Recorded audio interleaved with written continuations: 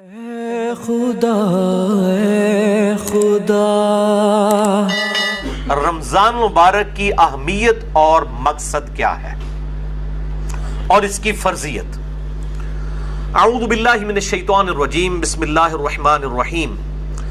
یا ایھا الذین آمنوا کتب علیکم الصیام، اے ایمان والو تم پر روزے فرض کیے گئے ہیں، کما کتب علی الذین من قبلکم، جیسا کہ تم سے جو پہلی امتیں گزری تھی ان پر بھی روزے فرض کیے گئے تھے۔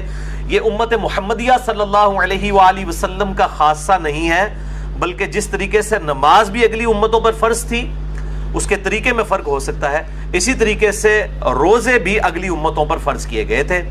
اور مقصد کیا تھا؟ لعلکم تتقون، تاکہ تم متقی بن سکو۔ تقوی کا جو روٹ ورڈ ہے عربی میں وہ ہے وقا۔ وقا کہتے ہیں عربی میں بچنے کو، یعنی جس شخص کو یہ یقین ہو کہ کسی ہستی نے میری مرضی کے بغیر مجھے پیدا کیا ہے اور وہ میرے ساتھ کچھ بھی کرنے پر قادر ہے، اس کے خوف کی وجہ سے، اس کے ڈر کی وجہ سے گناہوں سے بچنا اور فرائض پر استقامت اختیار کرنا، یہ ہے تقوی۔ اب وہ گناہ حقوق العباد سے ریلیٹڈ بھی ہو سکتے ہیں اور حقوق اللہ سے ریلیٹڈ بھی ہو سکتے ہیں، اور فرائض بھی حقوق العباد سے ریلیٹڈ بھی ہو سکتے ہیں اور حقوق اللہ سے ریلیٹڈ بھی ہو سکتے ہیں۔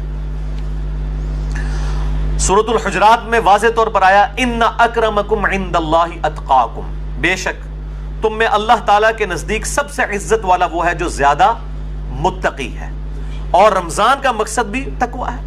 اب مجھے ضمناً حدیث یاد آئی جو بخاری اور مسلم دونوں میں موجود ہے، کتاب النکاح چیپٹر میں یہ پہلی حدیث ہی آپ کو مل جائے گی، صحیح بخاری میں بھی، صحیح مسلم میں بھی اور مشکات میں بھی، نکاح والے چیپٹر میں، کہ آپ صلی اللہ علیہ وآلہ وسلم نے فرمایا اے نوجوانوں کے گروہ، تم میں سے جو نکاح کی استطاعت رکھتا ہو اسے چاہیے کہ وہ نکاح کرے، یہ چیز اس کے شرمگاہ کی حفاظت میں مدد کرے گی اور نگاہوں کو نیچا رکھنے میں اس کو سپورٹیو ہوگی۔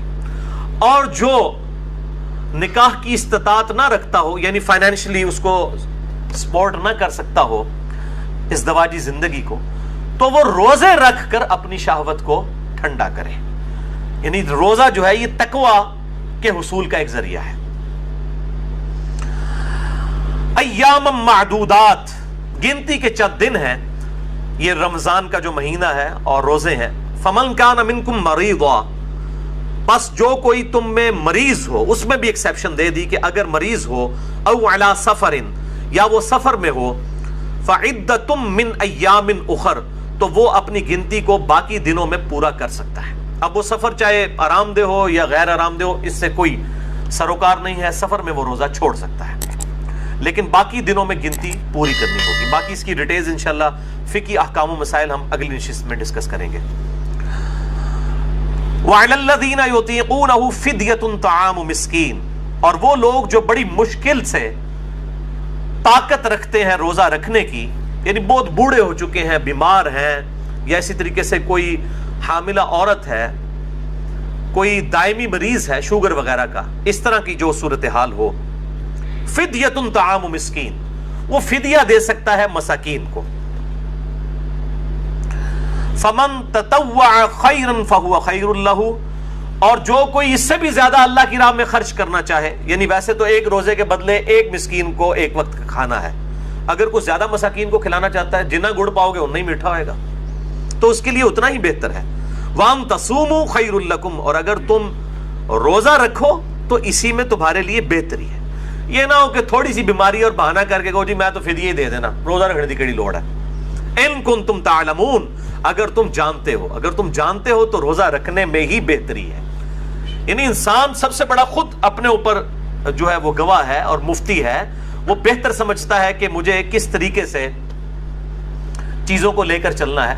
جیسے دنیاوی منفعت کے لیے وہ انسان چھوٹی چھوٹی چیزوں کا خیال رکھتا ہے، تو آخرت کے اعتبار سے بھی وہ خیال رکھے۔ اچھا، یہ جو آیت ہے وَعَلَى الَّذِينَ يُطِيقُونَهُ فِدْيَةٌ طَعَامُ مِسْكِينٍ، اس حوالے سے صحیح بخاری میں ایک حدیث ہے انٹرنیشنل نمبر کے مطابق 4505، جس میں ابن عباس کا قول ہے کہ یہ آیت منسوخ نہیں ہے، کیونکہ بعض اصحاب کا موقف ہے۔ صحیح بخاری میں 4507 نمبر حدیث آتی ہے جس میں ابن عمر کا قول ہے کہ یہ آیت منسوخ ہے، یعنی ان کا موقف یہ ہے کہ یہ پہلے آپشن تھی کہ جو شخص مال دے سکتا ہے وہ مال دے لے اور جو روزہ رکھ سکتا ہے وہ روزہ رکھ لے. یہ دونوں آپشن ہے, یعنی مریض والا چکر نہیں. جو مالدار ہے وہ صرف مال دے دے, چاہے وہ صحت مند بھی ہے تو روزہ رکھنے کی ضرورت نہیں ہے. یہ ابن عمر کا موقف ہے 4507. جبکہ ابن عباس کا موقف صحیح بخاری میں 4505 ہے. وہ یہ کہتے ہیں کہ یہ آیت منسوخ نہیں ہے, بلکہ اس سے مراد وہ بوڑھا اور بوڑھی ہیں یا بیمار شخص جس کو صحت یاب ہونے کی امید نہیں ہے اور بڑی مشکل سے وہ روزہ رکھنے پر قادر ہے, اس کے لیے روزہ نبھانا مشکل ہے. جیسا کہ بعض کا شوگر کی بیماری ایسی ہو سکتی ہے کہ انسان کے لیے مشکل ہو جائے آج کے دور کے اندر, یا بڑھاپا خود بہت بڑی بیماری ہے, کوئی 80-90 سال کا کوئی بزرگ ہے اور وہ روزہ نہیں رکھ سکتا, تو اس کے لیے یہ آپشن ہے کہ وہ اس کے بدلے فدیہ دے دے, ایک وقت کا مسکین کو کھانا کھلا دے. صحیح بخاری میں آتا ہے انس بن مالک جب بوڑھے ہو گئے تھے, ان کی عمر 100 سال کے قریب تھی, تو روزانہ وہ ایک مسکین کو کھانا کھلایا کرتے تھے گوشت کے ساتھ, دال نال نہیں, گوشت نہ, اللہ کی راہ میں گوشت کے ساتھ کھانا. اور یہ بھی آتا ہے کہ وہ بسا اوقات 30 مساکین کو اکٹھا بٹھا کر کھانا کھلا دیا کرتے تھے 30 کے 30 روزوں کا. تو یہ دونوں طرح آپشن موجود ہے, جس طرح بھی کر لیا جائے. میں انشاءاللہ اگلی دفعہ اس پہ ڈیٹیل بات کروں گا. اے خدا